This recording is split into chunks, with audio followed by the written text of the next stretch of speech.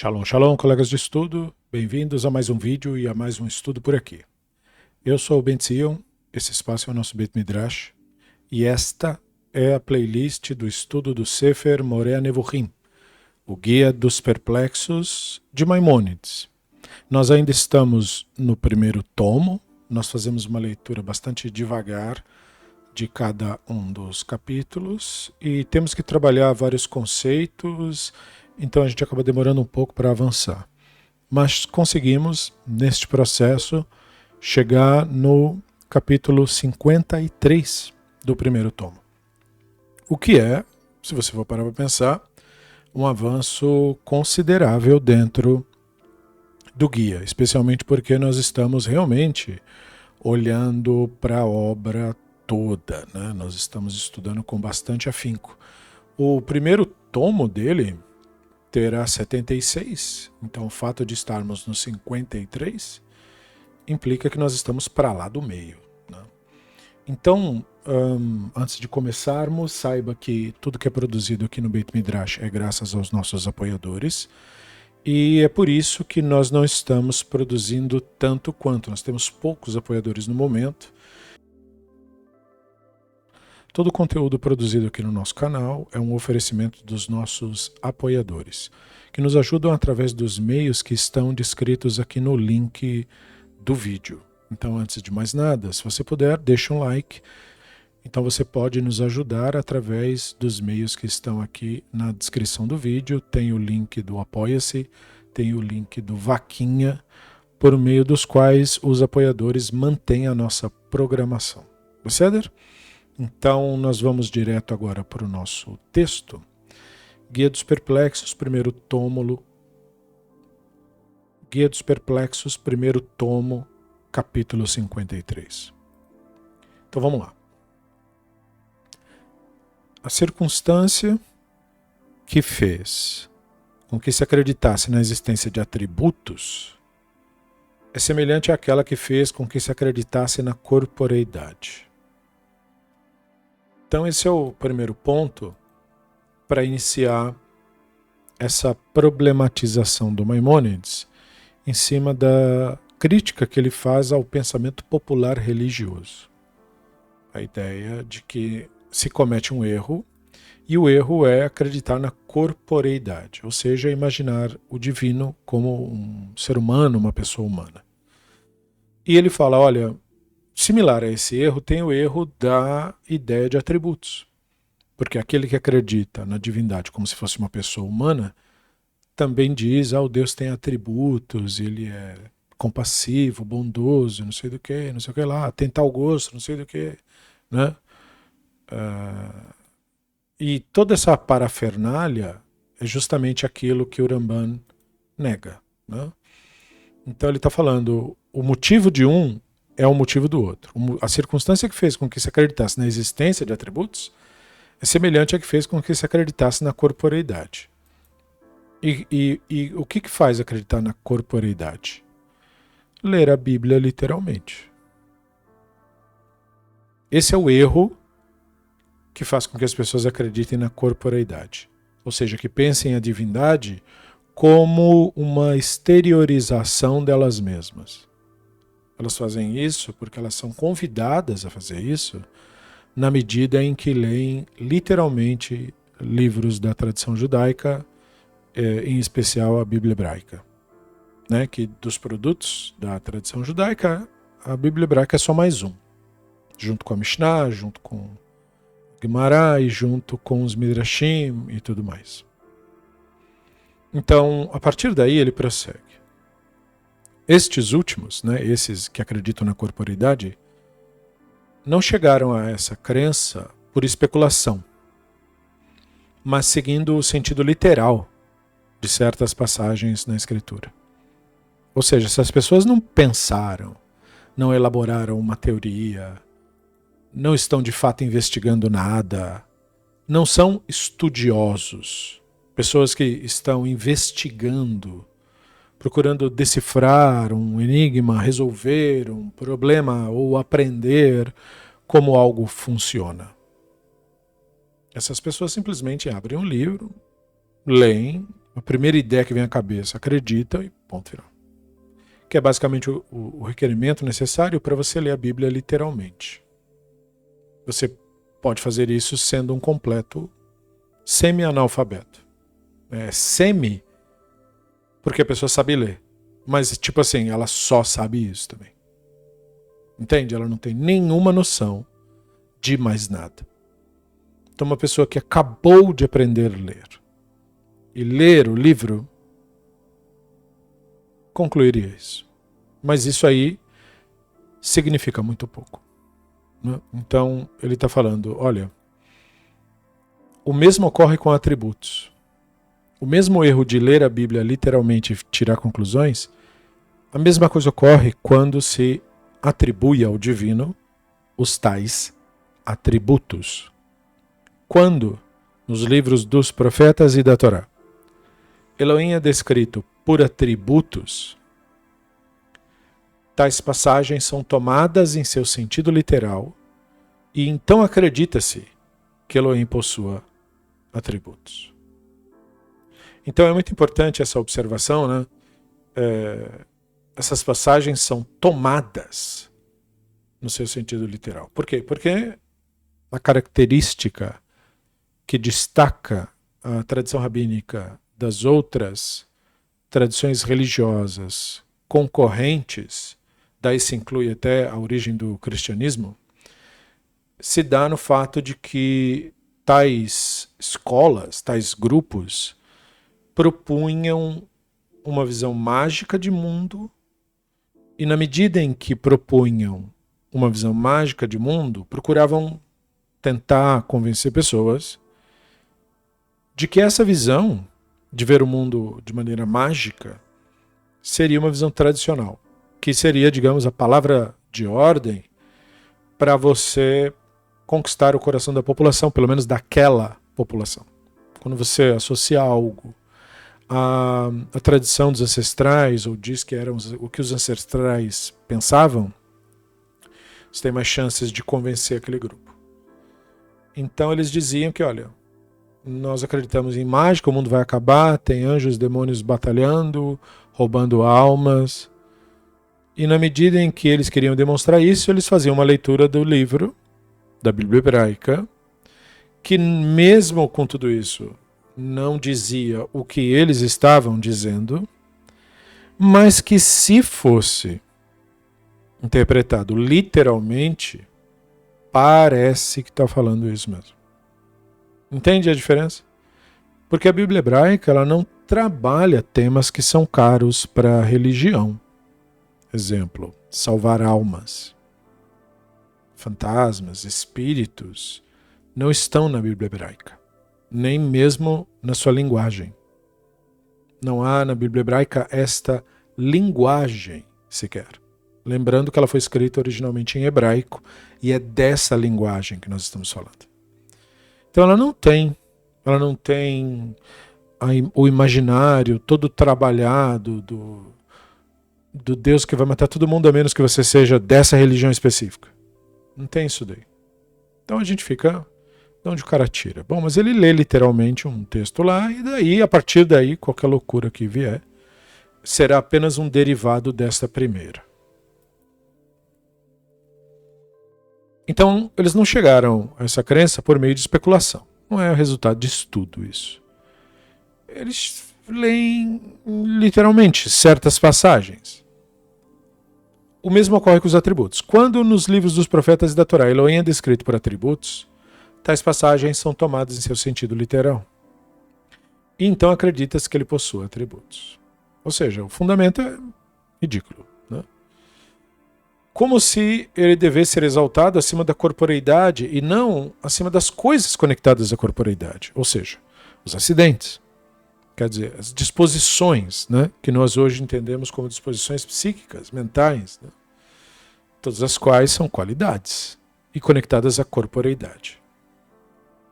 Então, Maimônides faz uma pequena diferença aqui entre exaltado acima da corporeidade e exaltado acima dos acidentes.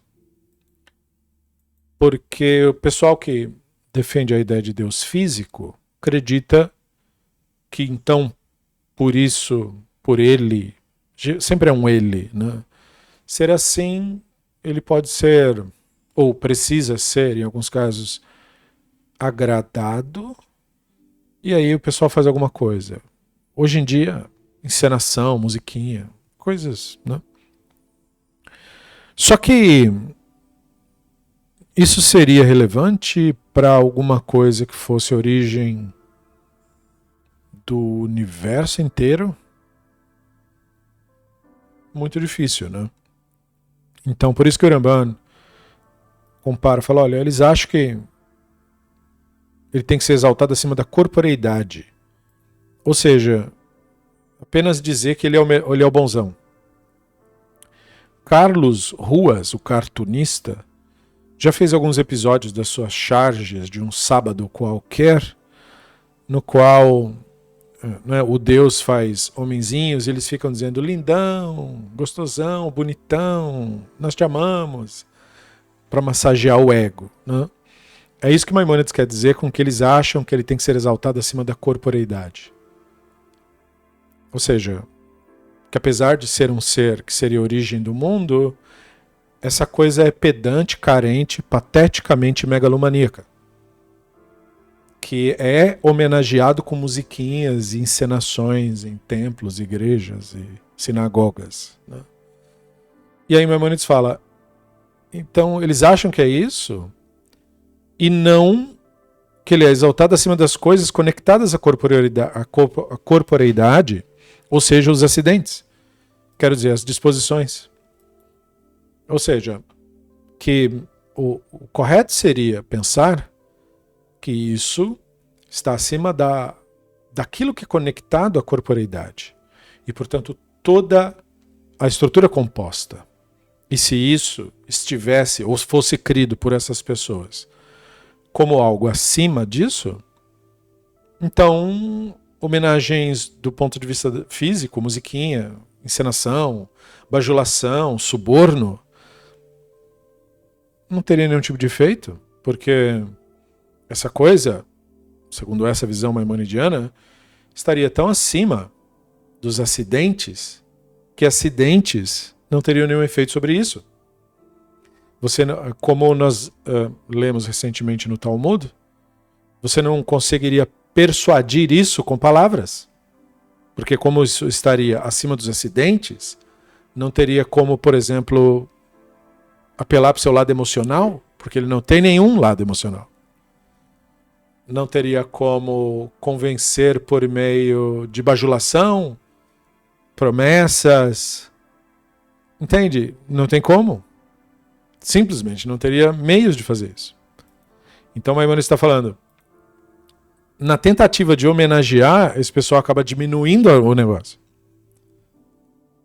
Então ele continua. Todo atributo que os seguidores dessas ideias assumem ser essencial ao Criador, você encontrará expresso, embora não digam claramente, como uma qualidade semelhante àquelas que estão acostumados a notar nos corpos de todos os seres vivos. Percebeu? Ou seja, o máximo que as pessoas que nutrem essas ideias conseguem conceber como essencial, essência divina, é um espelhamento do próprio ego. É o máximo que dá. Entende? A pessoa compara o amor do... Ela diz, eu acredito no amor de Deus. Como é o amor de Deus? É o da mãe ou do pai. Mesmo que a pessoa diga, mas é isso, mas melhor. Não quer dizer nada. Melhor em que sentido, exatamente? Apego. É um animal. Entendeu? Então, por isso que o Maimônides fala, embora não digam claramente. Por quê? Porque como a coisa toda, como ele falou antes, não é resultado de uma especulação, de um estudo, e sim de uma leitura literal que uma pessoa totalmente sem instrução poderia fazer a mesma coisa. Então a comunicação não é muito boa. Percebe? Porque a pessoa não percebe a impossibilidade do que ela está falando e da incongruência do que ela está dizendo. Ela não consegue perceber porque ela não faz a crítica para dentro. Percebe? Então ele fala assim, o melhor que eles conseguem é associar isso à qualidade semelhante a que você se nota nos corpos. Então eles falam do Deus como possuindo dons que nós temos a tendência de associar uns aos outros. Beleza, sabedoria, inteligência, esperteza. Qualquer coisa que um animal humano aplica a outro animal humano que goste. Mas Maimonides diz, a nossa atitude em relação a isso é diferente. Como? Aplicamos a todos esses princípios, né, esses trechos, o princípio talmúdico, a Torá fala na língua dos homens. Isso é importante frisarmos, porque, especialmente do ponto de vista de místicos, tanto antigos quanto atuais, que quando querem fazer a crítica maimonidiana e procuram parecer minimamente inteligentes, escolhem alguma coisa que o Rambam falou e fazem uma leitura míope do que o Rambam falou. Esse é um exemplo. Existem, e isso considera-se os melhores, entre aspas, de representantes do misticismo e da religião ortodoxa em Israel, que vai falar que, olha, o Maimonides, quando falou que a gente tem que interpretar as coisas do ponto de vista simbólico, a Torá fala na língua dos homens, ele não estava usando corretamente o trecho do Talmud, porque o trecho do Talmud, quando fala sobre isso, não está falando de interpretar histórias da Escritura. Isso a pessoa tentou ser inteligente, impressionante. Isso assim, rabino de mais de 40 anos. Né? Então é uma prova para todos nós que ser velho não é sinônimo de ser sábio. Né? A pessoa às vezes envelhece, mas continua internamente imatura. Então vamos lá. Por que o Maimonides usa Torá de Ibrak Lashon Bnei Adam? A Torá fala na língua dos homens. No Talmud tem uma cena, não é nada agradável a cena, não é exatamente uma das melhores cenas do Talmud, mas tem uma cena lá onde os rabinos estão discutindo uma lahá da Torá que aplica ou imagina uma punição para a filha de um sacerdote que se desviasse, cometesse lá uma contravenção. Seríssimo negócio, a menina, filha do sacerdote, teórica, né? Receberia pena capital. Horrível. Ela profanou o sacerdócio, bababá, esses papos. Ok, é uma coisa retrógrada, mas os rabinos têm que discutir, eles estão discutindo todas as leis, né? Nessa que eles estão discutindo, eles começam a ler o texto de Vaikra, e aí lá pelas tantas, eles falam, bom, que pena se aplicaria? Porque existem vários tipos de pena capital. E os rabinos sugerem, enforcamento, seria pena, afogamento, né? Coisas horrorosas assim. Enfim, como eu disse, não é a melhor leitura do Talmud. Aí vem o Rabino Akiva, que notando uma palavra com uma letra a mais, sugere que por causa daquela letra, e o fato de que tem uma outra pena em outro lugar que tem também a mesma letra a mais, a gente não precisa entrar nos detalhes aqui, é só para você entender o conceito geral. A moça, a filha do sacerdote, teria que receber pena capital por queima. Que não é aquilo que o cristianismo adoraria voltar a fazer, que é pegar pessoas e queimar num pedaço de pau. Mas é tão ruim quanto. Seria o caso, naquele caso, de pegar chumbo derretido e derramar a garganta dentro de uma pessoa. Ela morre imediatamente, né? Mas enfim, isso é pena capital por queima. Daí o Rabino Akiva sugere, por causa dessa interpretação de uma letra, que essa deveria ser a pena. E os rabinos acham muito ruim na discussão. Porque eles dizem, a gente vai queimar a moça só porque você quer interpretar uma letra? E nessa de tentar entender a oposição dos rabinos, eles pegam a explicação do Rabino Akiva. Ele quis dizer que essa letra simboliza isso, significa isso.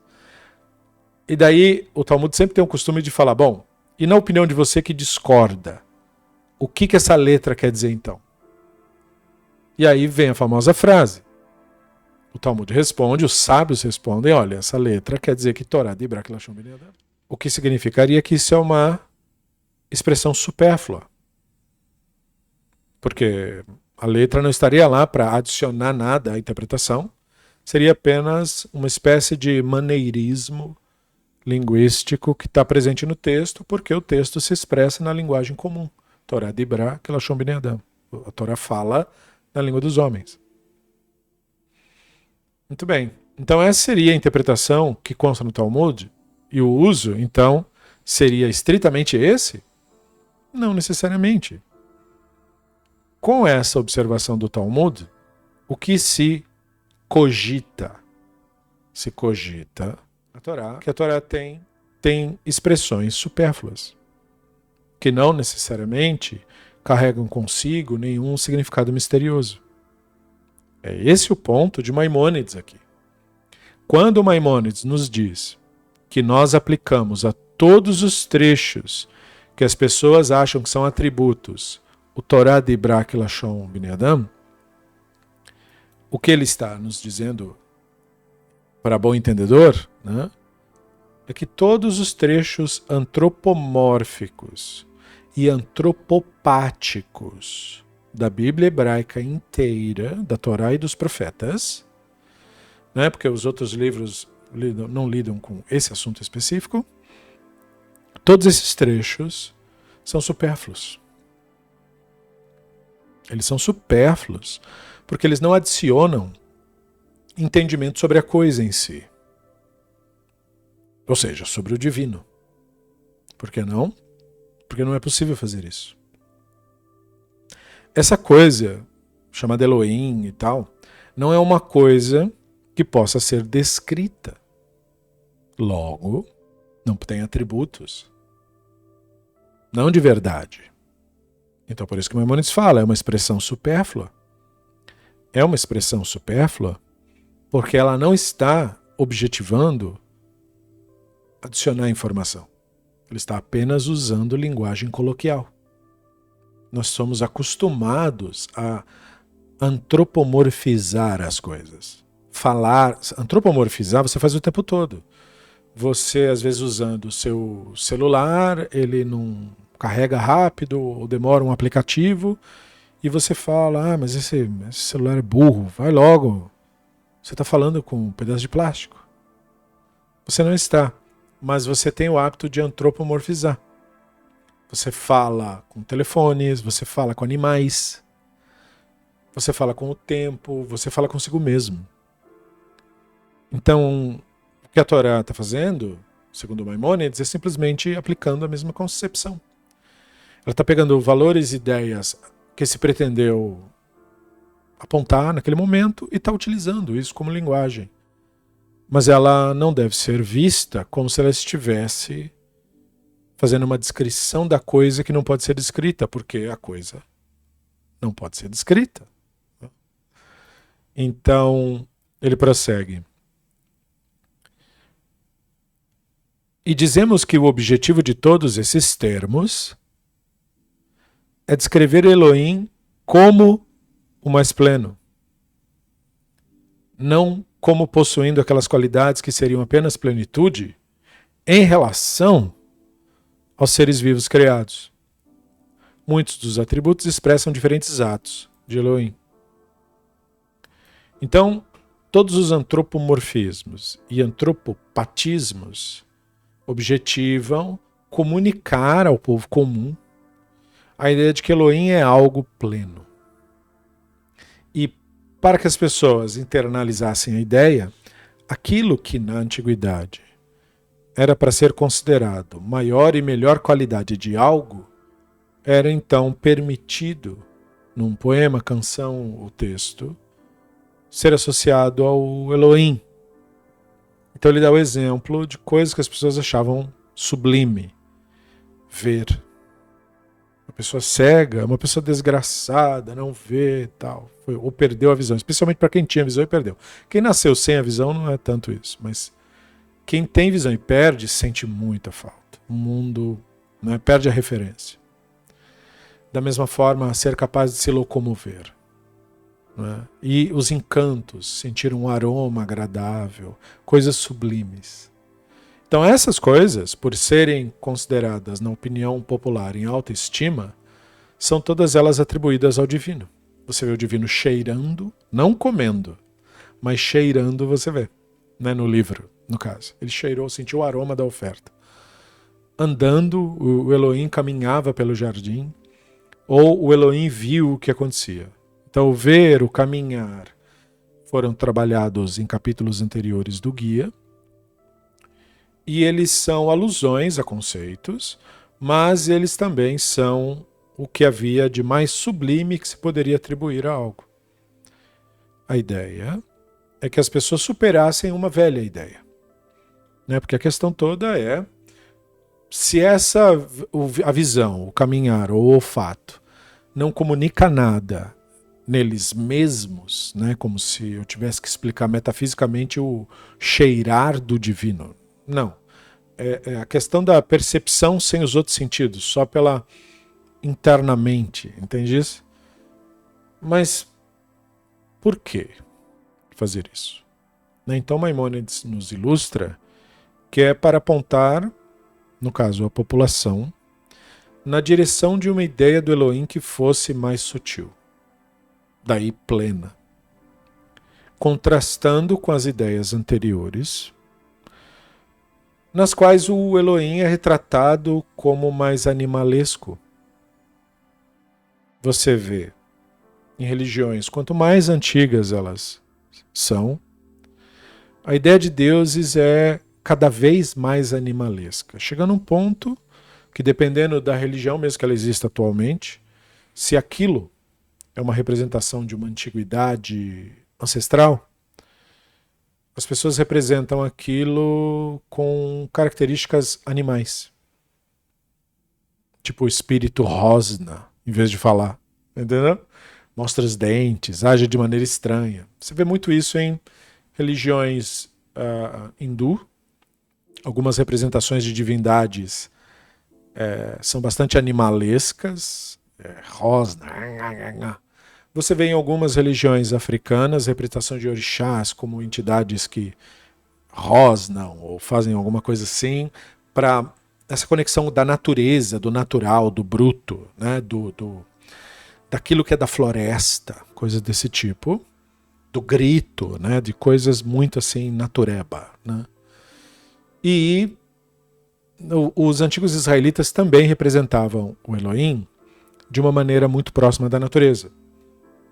O Elohim não é uma força necessariamente passiva, mas é um furacão, um vento agressivo, um fogo que se alastra.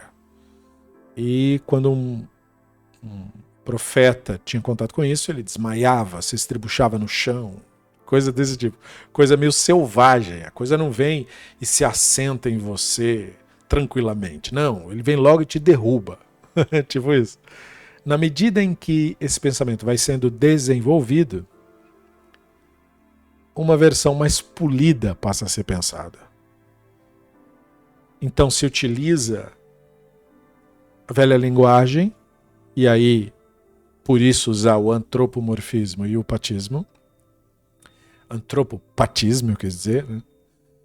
E na medida em que você faz isso, você exclui algumas coisas. Então, por exemplo, Maimônides comenta no decorrer desse tomo, né, que foi tirado menção do Elohim dormir, por exemplo, que é muito comum em outras religiões. Você vê na religião hindu, por exemplo, a divindade está quase sempre dormindo. Né? Mas aqui foi tirado, pelo contrário, a canção vai dizer: ó, Ivé, você não dorme.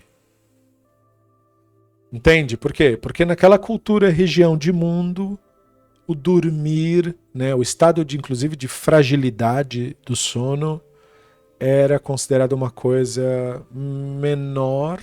O estado de vigília seria o estado alerta, o estado adequado. Então o divino estaria sempre alerta, nunca dorme, entendeu? Ele não come, mas ele cheira.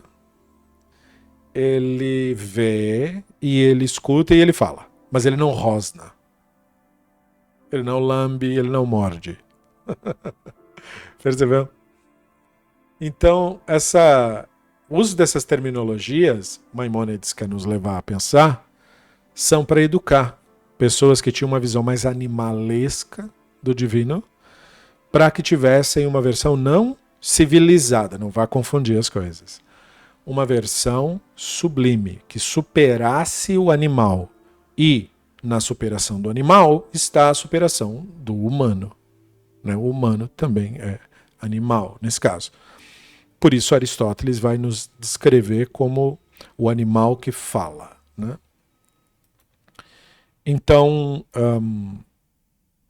por isso os atributos permanecem, mas eles não são o que parecem. Mas essa diferença não implica qualquer diferença em relação àqueles de quem os atos procedem. Este fato a saber, que de uma única agência podem resultar diferentes efeitos, embora essa agência não tenha arbítrio, muito mais tiver arbítrio, ilustrarei com um exemplo tirado de nosso próprio âmbito. Então agora é um ponto alto, porque nós vimos que a visão deles de realidade era uma pautada numa visão hierárquica já herdada de Aristóteles desde 5 séculos antes da Era Comum, na qual a realidade é fogo, vento, água e terra. Eles não utilizavam isso idêntico à forma que os gregos utilizavam. Para os gregos, tudo que constituía a natureza era alguma versão de fogo, ar, água e terra. Para eles, nós, o Adam, somos a constituição de fogo, ar, água e terra.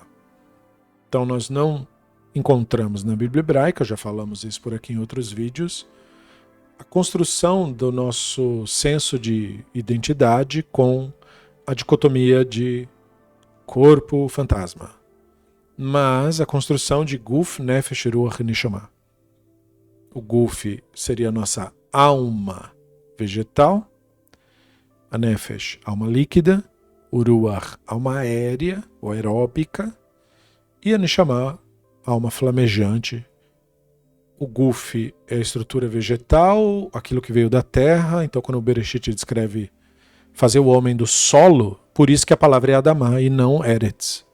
Se fosse fazer um jarro de barro, pode fazer de Eretz. Mas para fazer de Adamá, você tem que plantar. Adamá é solo fértil. O homem foi feito do solo fértil. Né? Nefesh é os líquidos corporais. Ruach é do Elohim. E a Neshama é o que mantém o corpo aquecido. Então você tem terra, água, vento e fogo. Na constituição humana, de acordo com a Bíblia hebraica. Então nós não temos uma essência, uma alma, nós temos 4 na Bíblia hebraica. Vegetal, líquido, aéreo e flamejante. A parte ligada ao Elohim, ou semelhante ao Elohim, é obviamente só a parte flamejante, porque o Elohim só se relaciona consigo mesmo e com a parte que lhe cabe, que é a parte flamejante, que é inclusive a sua participação nisso tudo. Por isso, né, a Nefesh volta para a terra de onde era e a Neshama volta para o Elohim, foi ele que deu isso daí. Né? Então, Maimônides usa essa metáfora aqui. O fogo derrete certas coisas e endurece outras. Ferve e queima. Branqueia e enegrece. Se descrevêssemos o fogo como branqueador, enegrecedor, queimador, fervedor, endurecedor e derretedor, eu lembrei do humorista Porpetone, estaríamos corretos. E ainda assim, quem não conhece a natureza do fogo pensaria que ele inclui 6 elementos diferentes. Um pelo qual ele enegrece, outro pelo qual ele branqueia, um terceiro pelo qual ele ferve, um quarto pelo qual ele consome, um quinto pelo qual ele derrete, um sexto pelo qual ele endurece as coisas. Ações que seriam opostas umas às outras, né? Um derrete, no outro endurece, né? Das quais cada uma teria sua propriedade peculiar. No entanto, quem conhece a natureza do fogo saberá que, por meio de uma única qualidade, em ação, ou seja, pelo calor, ele produz todos esses efeitos. Se isso acontece com aquilo que é feito pela natureza, quanto mais ocorre com relação a B, seres que agem por arbítrio, e ainda mais, C, com relação a Elohim, que está acima de toda a descrição. Então, essa metáfora do fogo, embora cientificamente desatualizada, já que o fogo é melhor entendido por nós hoje do que jamais foi na antiguidade, né? Então, nós precisamos entender um pouco isso para que nunca confundamos a linguagem maimonidiana. Nós estamos interessados nos apontamentos que ele faz. Nós não estamos nos informando cientificamente com Maimônides. Não, Maimônides está desatualizado. Para Maimônides e para todas as pessoas da época dele, fogo é um elemento, terra é um elemento, água é um elemento, ar é um elemento. Entendeu? Não é isso. Isso é completamente equivocado. Ele não tinha como saber, não o culpamos, mas precisamos dizer. Não é isso. Então, o que é o fogo? Segundo o que nós sabemos hoje. Fogo é sobretudo uma evidência de que ocorreu uma reação química. A reação química em questão que ocorreu chama combustão. E ela ocorre entre o combustível e o comburente e por causa da fonte de ignição. O famoso triângulo do fogo que tem em algumas placas em corpo de bombeiros e coisas assim. Quando nós olhamos um fogo, nós não estamos vendo o fenômeno químico. Nós estamos vendo a parte visível da reação química que é invisível. E o que você está vendo na contínua presença do fogo é um sistema que se mantém com a liberação de luz e calor até que aquele combustível acabe. Certo? Então, os componentes do fogo é sobretudo o combustível, que é a substância capaz de queimar, o comburente, que no nosso caso, por causa do nosso planeta, é o oxigênio, que é um elemento que intensifica a combustão, que é a reação química em si, e a energia, que inicia a transformação química, que gera essa reação em cadeia, que faz a chama continuar acesa até que acabe todo aquele combustível. Certo? Então, você precisa de comburente, que é o oxigênio, de um combustível e do calor, que é o que ativa o fenômeno químico. Se isso acontecer, ocorre uma reação em cadeia, e aí o fogo é o resultado dessa transformação química devido a essa reação em cadeia. Então veja, ele não é um elemento, ele é o resultado de uma transformação química. O resultado visível. Por isso eu falei no começo, a evidência de que isso aconteceu. O fogo é a evidência de que aconteceu lá no nível microscópico uma transformação química. E aí uma coisa foi queimada e o combustível, né, seja ele combustível sólido, líquido ou gasoso, eles se transformam em um gás pela ação do calor e são então inflamados. Né? Essa é a inflamação. Né? E os combustíveis podem ser madeira, papel, tecido, gasolina, álcool, qualquer coisa, certo? Então, nós hoje sabemos muito mais do que Maimônides, ok? Então, nós não estamos interessados em como ele achava que o fenômeno era explicado. Ele não sabe. Nós estamos interessados em que uso ele faz para ilustrar o seu ponto. Então ele disse, olha, o fogo é um fenômeno que, devido à sua presença, o calor, provoca vários outros tipos de efeitos. Em algumas coisas o fogo deixa tudo preto. Em outras, ele pega uma coisa líquida e faz ela ficar dura. Outras, ele pega uma coisa dura e faz ela derreter e ficar líquida. Outras coisas, em vez de ficar preta, fica branca. Mas tudo isso é o mesmo fogo. Então ele estava dizendo, isso que nós chamamos de Elohim é ilustrado como fogo, como dimensão flamejante, por isso. Porque essa versatilidade só se vê no fogo. Né? Pelo menos na limitação de pensamento dos 4 elementos que eles tinham na antiguidade, desses 4, apenas o fogo tem essa capacidade transformativa tão versátil de enegrecer uma coisa e esbranquecer outra, de derreter uma coisa e endurecer outra, fazendo a mesma coisa, que no caso é pelo calor. E eles não tinham a menor ideia de que na verdade é a coisa em si que está sofrendo aquela reação, que essa reação química nessa substância gera esse resultado e naquela substância gera aquele. Portanto, a propriedade de enegrecer, ou de embranquecer, ou de endurecer, ou de derreter, não é do fogo, e sim da coisa que está sofrendo a ação do fogo. Mas seja como for, o que ele quer apontar? Uma mesma fonte de um mesmo fenômeno gera múltiplos resultados. Então, esse é o ponto para ele. Porque o fogo faz isso pelo calor. Uma coisa invisível, perceptível, mas invisível. E essa coisa invisível transforma permanentemente algo. Determina como algo vai ser. Assim que aquilo se aproxima daquilo. Então é a metáfora perfeita para Elohim. Porque o que o fogo precisa fazer para isso acontecer? Não precisa fazer nada. Basta ele estar lá.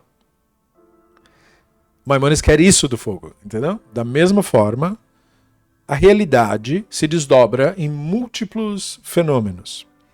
O que o Elohim precisa fazer? Não precisa fazer nada. Basta ele estar aí. Percebe o que ele quer? Ele quer isso. Ele quer que a gente tire da nossa cabeça a ideia de que o Elohim faz coisas. Por isso que a metáfora do fogo é útil. Porque o fogo não faz nada. O fato de ele estar ali é que provoca as transformações. Então ele diz, a multiplicidade do que acontece na natureza não é algo que o Elohim faz. O fato dele estar ali faz com que tudo aconteça. E ele não está fazendo isso ou aquilo. Percebe? Por isso a metáfora é útil. Ele está acima de toda a descrição. Então ele fala assim, 3 pontos, né? Se isso acontece com aquilo que é feito pela natureza, seres que têm arbítrio, e ainda mais com relação ao Elohim, que está acima. Ele separa porque ele quer que a gente pense o Elohim separado desses pontos. Não podemos confundir para Maimônides o Elohim com a natureza. Natureza quer dizer os acontecimentos naturais. Natureza para Maimônides não é uma abstração verde. Natureza é aquilo que você observa acontecendo ao redor de você. Tudo que está acontecendo ao redor de você é natureza. O vento ventando, a água molhando, o fogo queimando, certo? Tudo é natureza.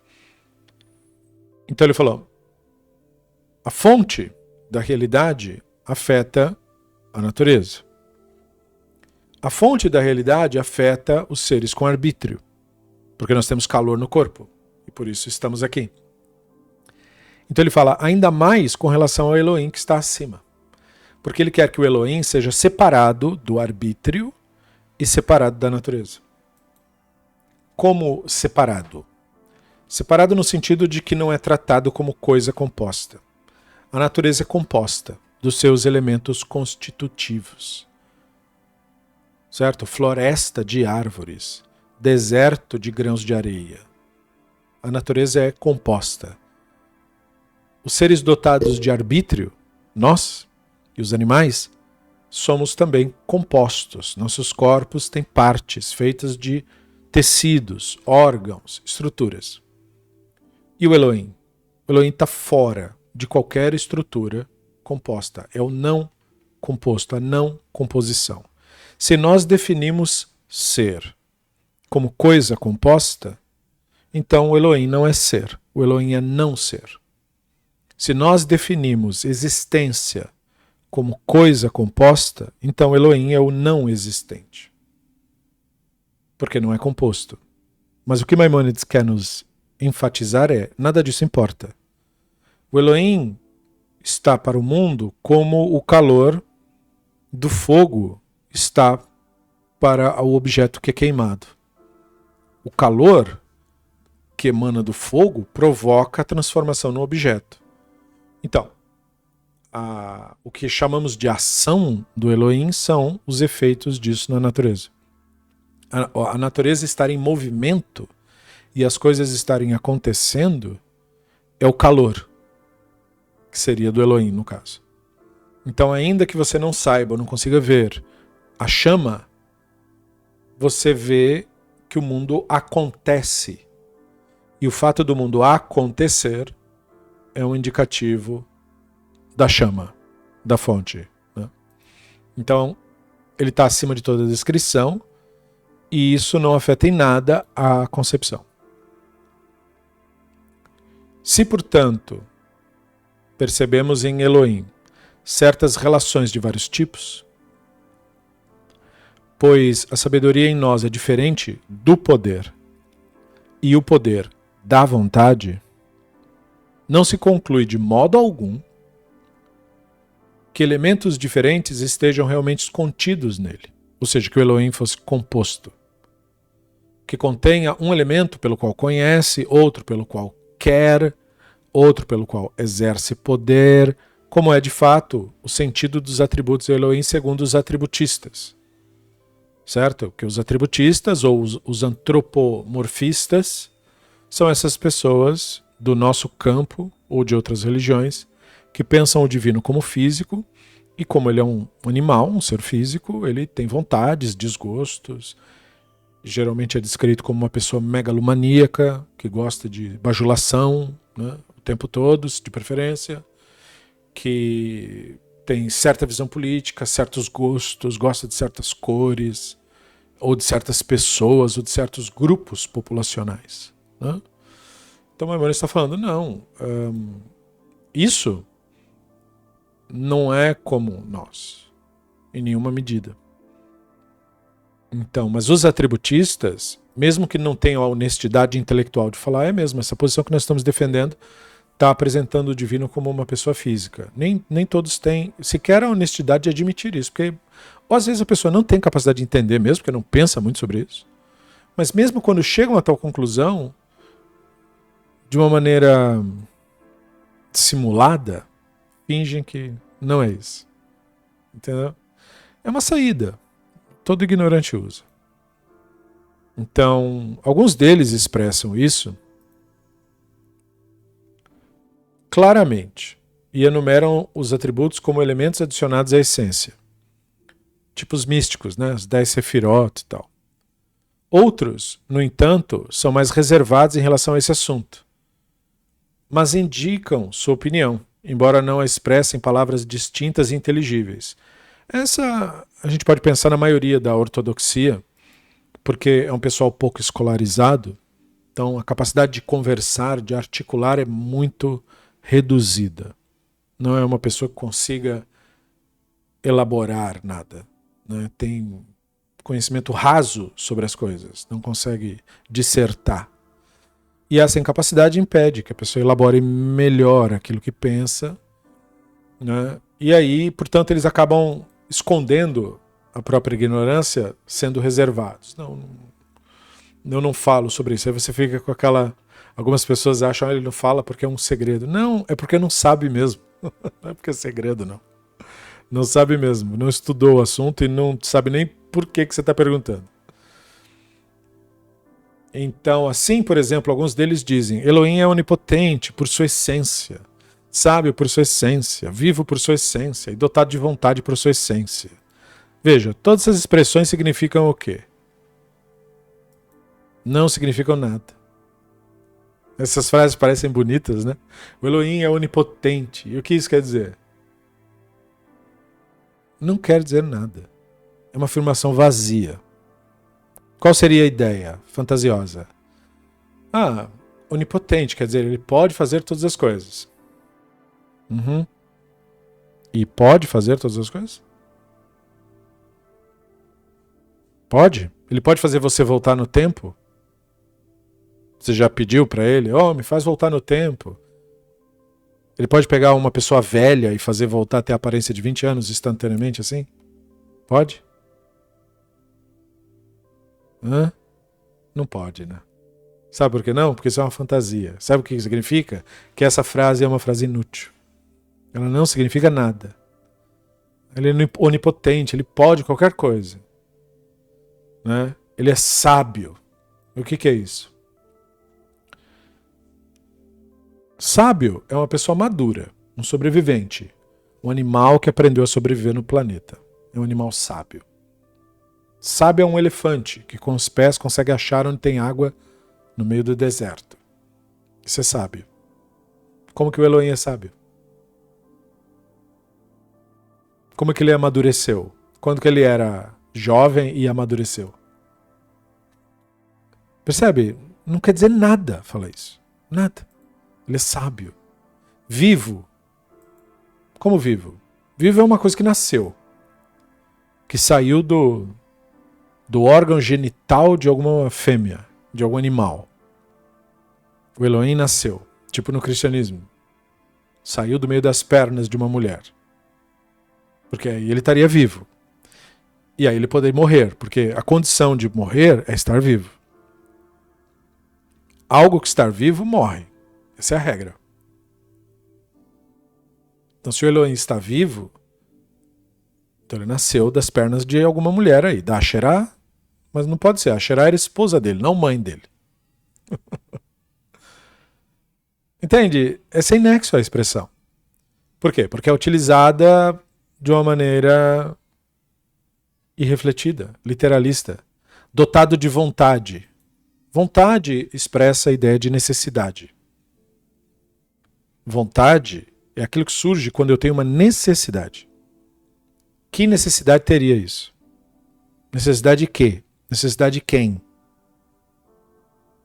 De atenção? De bajulação? Veja, você não tem o que dizer se você for honesto consigo mesmo e perceber que isso não tem nenhum sentido. Não tem pé nem cabeça falar essas coisas. Então, por isso que ele usa esses exemplos, porque são os mais famosos.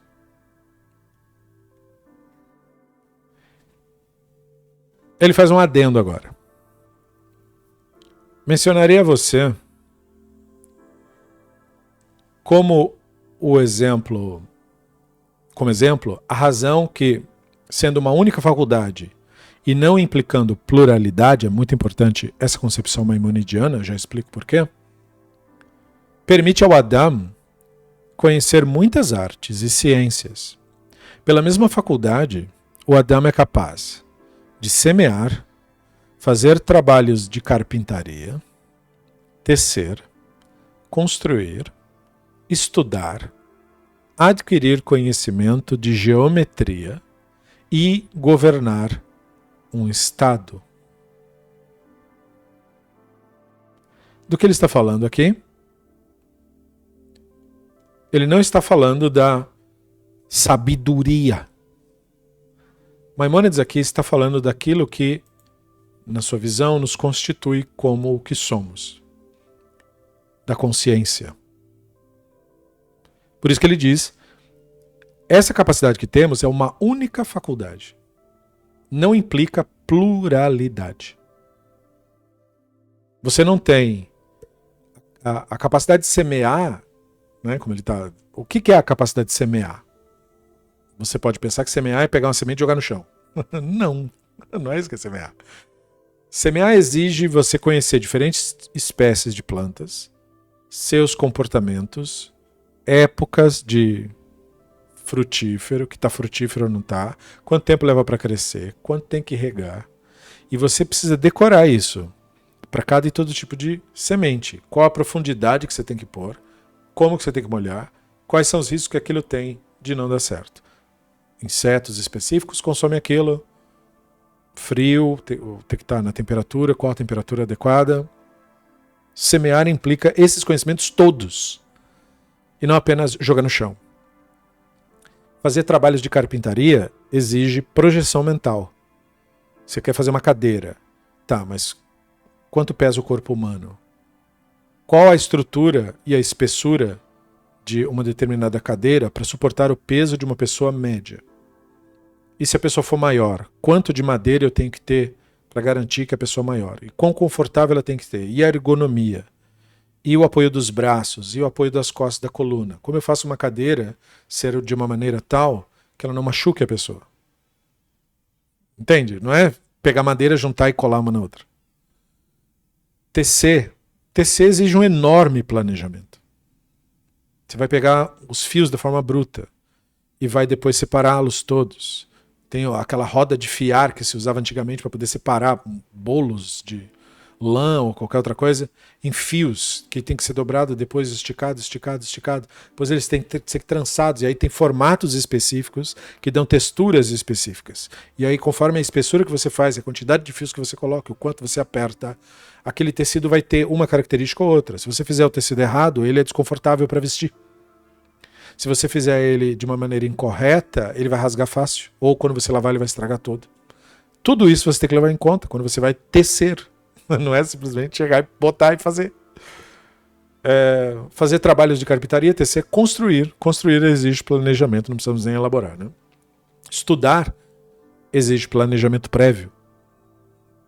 Grande parte do problema da maioria das pessoas que querem aprender alguma coisa e não conseguem é porque elas não sabem como estudar.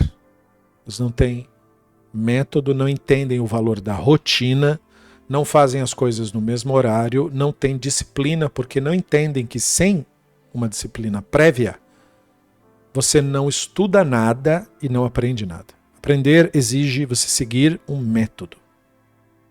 Entende? Então por isso está sendo associado a tudo mais que está sendo dito. Adquirir conhecimento em geometria, ou seja, aprender matemática não é para os mais inteligentes, é um método que você tem que seguir. Você não pode pular etapa. O que geralmente significa quando a pessoa diz eu sou ruim de matemática? Geralmente isso quer dizer assim, você estava indo num sistema progressivo de aprendizagem, alguma coisa aconteceu na sua vida e aquele progresso foi interrompido. A partir disso você se convenceu, eu sou ruim, eu sou burro, eu não entendo matemática. Não é verdade. Pode perguntar para qualquer professor de matemática minimamente bom. E ele vai te falar isso. Não é dom matemática, é um método. Só que alguma coisa atrapalhou o seu método. E aí, quando você estava no seu melhor momento, progredindo, alguma coisa atrapalhou e aí você não conseguiu mais pegar o fio da meada. Qual que seria o correto? Voltar uns passos atrás e continuar até onde você lembra e ir construindo de novo, passo a passo. A matemática ela tem uma escadinha. E se você seguir a escadinha, você entende tudo.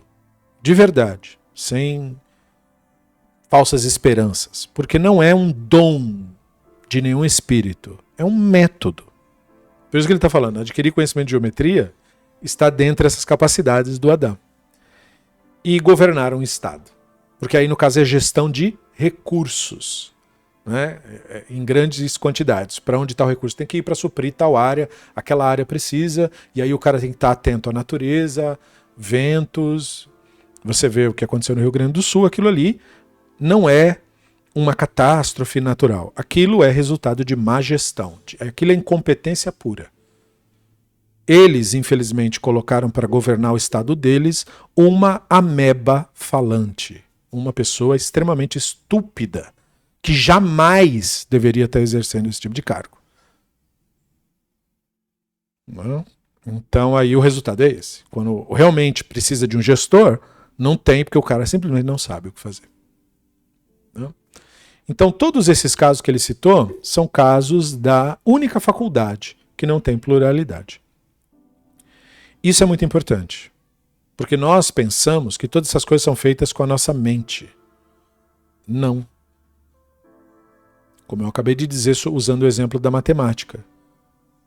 Você tenta quebrar a cabeça e entender matemática. Não é assim que funciona. Matemática você não aprende com a mente. Matemática você aprende com a consciência que você é. Você tem que contemplar a matemática a partir da sua consciência. O que é necessário? Foco. Para tudo que ele falou de semear, fazer trabalho de carpintaria, tecer, construir, estudar, aprender matemática e governar um estado. Para tudo isso, o segredo é foco, atenção. Quem não aprende essas coisas? O desatento. Você está nisso, está no curso disso, mas por que não aprende? Porque é desatento. Porque o que nos faz realmente aprender qualquer coisa é focar e devotar 100% da nossa atenção àquilo lá, que seja lá o que for que você está querendo aprender. E o que faz não aprender? Distrair. Olhar para o lado, pensar em outra coisa, cabeça em outro lugar. Você não consegue. Você só internaliza o que você foca. Você não precisa decorar nada. Se você focar sua atenção a algo, 100%, enquanto você estiver fazendo o seu cursinho ali, aquela aula foi de 20 minutos. E aí você ficou 20 minutos ali, focado. Depois daquilo, você apagou aquela informação da sua cabeça e foi fazer outra coisa. Você não vai esquecer aquilo. Porque você vai lembrar do foco.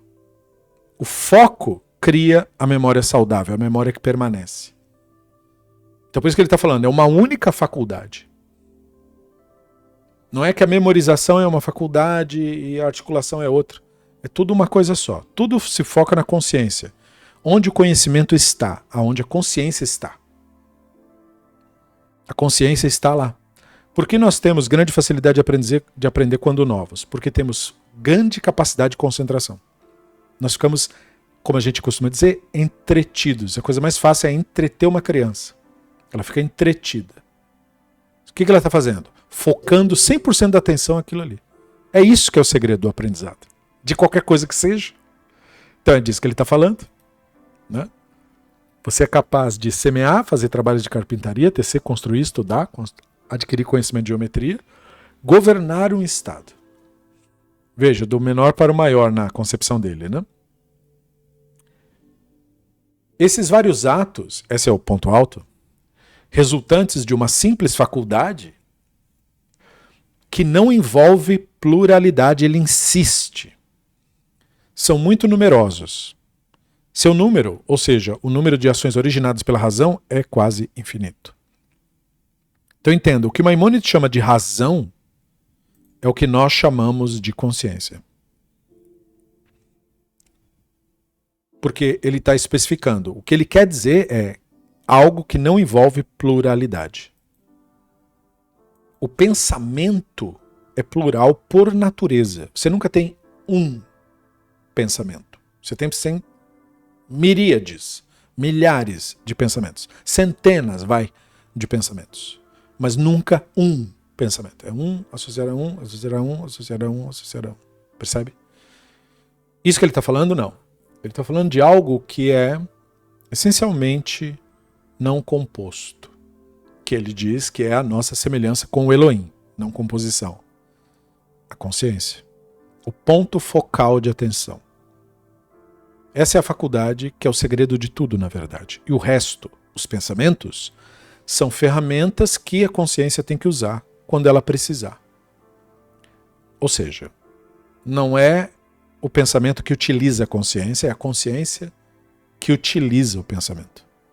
E quando a consciência não está utilizando o pensamento, o que acontece com o pensamento? Ele se torna errático, descontrolado, desgovernado, confuso, aleatório, inútil, randômico. Então,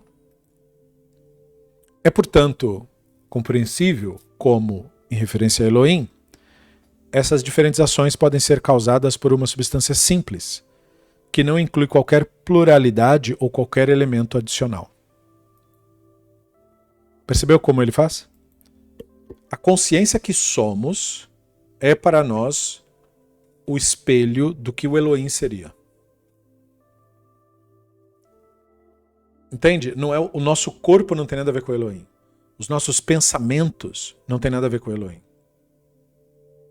Nossas opiniões e crenças, nada disso tem nada que ver com o Elohim. O que tem que ver com o Elohim é a consciência, o ponto focal de atenção que nos constitui, que nos permite todas as coisas. Permite efetivamente. Porque, como eu falei no exemplo do aprendizado, se você lê, não entende nada, você não está aprendendo, mesmo que esteja lendo. Entende? Porque o que aprende é a consciência. É aquilo que somos que aprende. Se você lê, não entende e depois esquece, então você não está fazendo a coisa que está dizendo que está fazendo. Você está se iludindo que está fazendo algo, mas você não está fazendo nada, na verdade. Entende isso? Então, da mesma forma, se aquilo que é real, a experiência real de qualquer coisa, do aprendizado, ou de qualquer das atividades que ele falou, só é possível mediante isso que não é pluralidade, a consciência que somos. Então ele diz, isso é o espelho que nós temos na nossa experiência direta do que nós estamos elaborando com esse título Elohim. Elohim é esse ponto focal através do qual tudo acontece.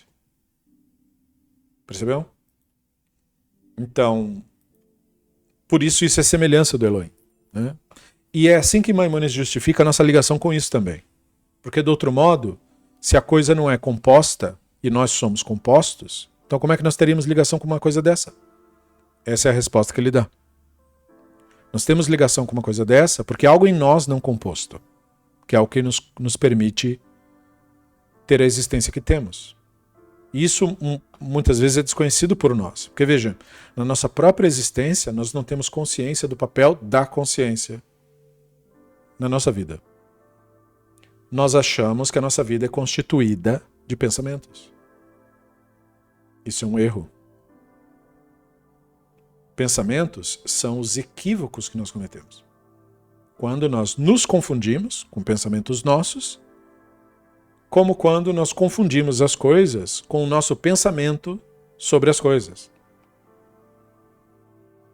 Pensamento é para ser uma ferramenta, nada mais do que isso. Não um elemento constitutivo. O que importa mais é isto que somos, isto que observa os pensamentos. Isto que é capaz de observar a realidade em torno de nós, incluindo os próprios pensamentos, é o que Maimonides chama na sua linguagem aristotélica de a razão.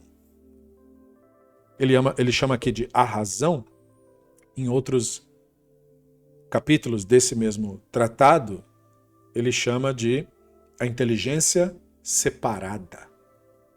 Entende? Separada da estrutura. É a mesma coisa. Por quê? Ele muda o título. Porque não importa o título. Porque essa coisa não tem nome para começo de conversa. Até consciência. Não é nada essa palavra. Porque ela é uma abstração. Não?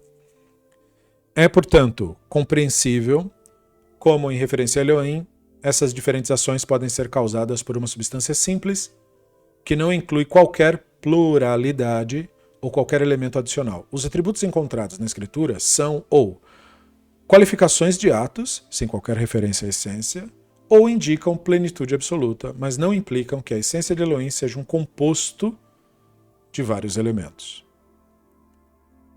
Pois, ao não admitir o termo composto, eles não rejeitam a ideia de um composto quando admitem uma substância com atributos.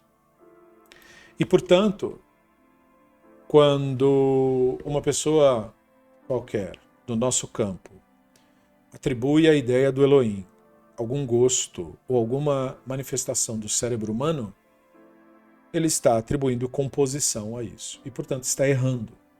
Isso serve apenas para que saibamos onde está o erro e onde está o acerto. O acerto estará sempre na percepção da unicidade. A ideia de que isto que constitui a realidade não é nada composto. E que aquilo em nós que detecta isso, que não é nada composto, e que em tese seria indetectável, é aquilo em nós que, por ser da mesma natureza, por não ser também composto, é também em nós real e, ao mesmo tempo, indetectável. A consciência que somos. O intelecto separado de Maimônides. Ou como ele diz simplesmente, a razão. E por que ele diz a razão? Porque é disso que vem a razão. O comportamento racional, o comportamento lúcido, vem da consciência, vem da essência que somos. A lucidez, propriamente dita, em distinção da loucura, a sanidade em contraposto à falta de sanidade, isso é nada mais do que um manifesto da própria consciência. E essa coisa é indefinida. É a essência do que somos, é aquilo que que a nossa tradição vai interpretar como sendo a nossa semelhança do Elohim. O Adam é semelhança, imagem e semelhança do Elohim. Isso é imagem e semelhança do Elohim, a não composição. Porque não há uma semelhança composta, porque a coisa a que se assemelha não é composta. Certo? A coisa que se assemelha não é uma coisa existente, constituída de alguma estrutura. Isso que somos, a consciência, também não é constituída de uma estrutura. Você procura ela no cérebro e você não acha. Porque ela não está lá. Porque ela não é algo disso ou daquilo. Ela é como a gente usou a experiência o experimento do fogo. O que é o fogo? A evidência de que houve um fenômeno químico. Percebem? Então, toda a estrutura que somos, a evidência de que há uma consciência que observa. Toda a realidade constituída, a evidência de que há uma consciência cósmica, o observador de tudo isso. E é esse observador que põe tudo em movimento. Como a consciência que somos permite a experiência.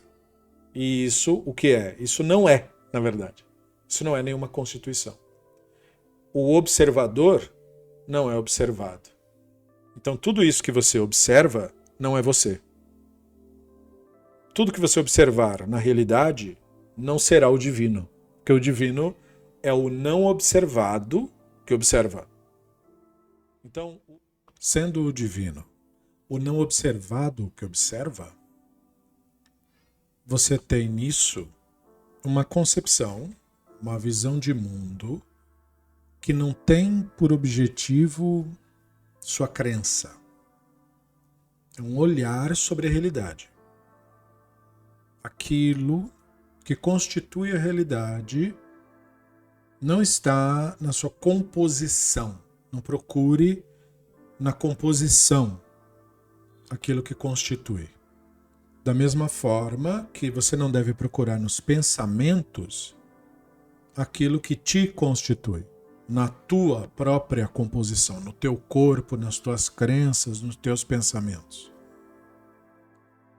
Tal qual para se encontrar, você tem que observar, a partir do que você é, o mundo à sua volta, incluindo teus pensamentos, aquilo que é referido como Elohim é isto não definido no que tudo acontece. Lembrando aquela linguagem do Midrash. O Makom Haolam. Ve'olam lo hamakom shelo.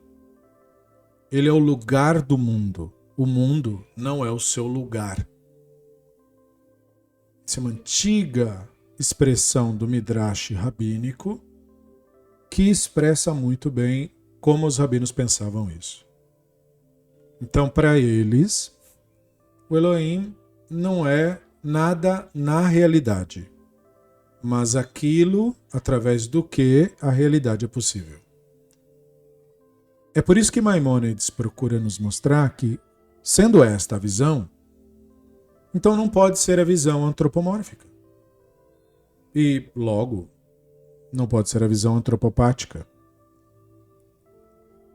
E que, portanto, a função, na cabeça de Maimônides, de quem instrui sobre isso, seria conferir esse entendimento.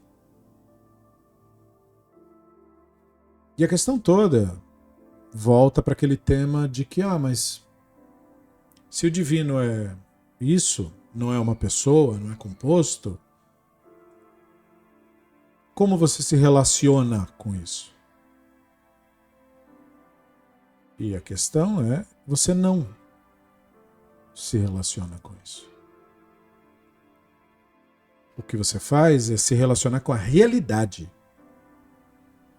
E sendo você a consciência que observa e aprende a realidade, você está então apreendendo o divino. Porque o que há de divino para ser apreendido é a própria realidade, e mais nada. Não há nenhuma pessoa com a qual teríamos que nos relacionar. O que há é a realidade, que foi nos dada não para ser relacionada, mas para ser experimentada. Nós estamos aqui para ter, nessa visão, a experiência do existir plenamente. Percebe? E isso, do que tudo resulta, não tem um propósito, uma missão. Por quê? Porque não é uma pessoa fazendo um plano para nada. Como no exemplo do fogo, que por meio do calor provoca seus efeitos, mas não que planeja. Provoca pelo fato de estar ali. A realidade é a realidade pelo fato do Elohim ser o que é na visão maimonidiana. Não porque isso é um querer, não há querer nisso. Isso simplesmente é. A realidade simplesmente é. E a existência plena vem de você ter consciência de si e consequentemente disso. Beseder? Bom, esse é um ponto. Nós procuramos esclarecer o comecinho do capítulo. Muito obrigado a você que acompanhou até aqui. Se você não for inscrito no canal, você é convidado a fazê-lo. Se você ainda não deixou o like, por favor, deixe. Significa muito para o canal, embora seja super fácil de fazer. E se você quiser ajudar a nossa programação a continuar no futuro, considere se tornar apoiador do Beit Midrash através dos links que estão aqui na descrição do vídeo. Tanto pelo Vaquinha, quanto pelo Apoia-se, ou diretamente você nos ajuda. Muito obrigado aos que já fazem isso. Entender? Então nós demos hoje o nosso primeiro passo e nos vemos então na continuação desta e outras playlists por aqui. Todarabá, letra.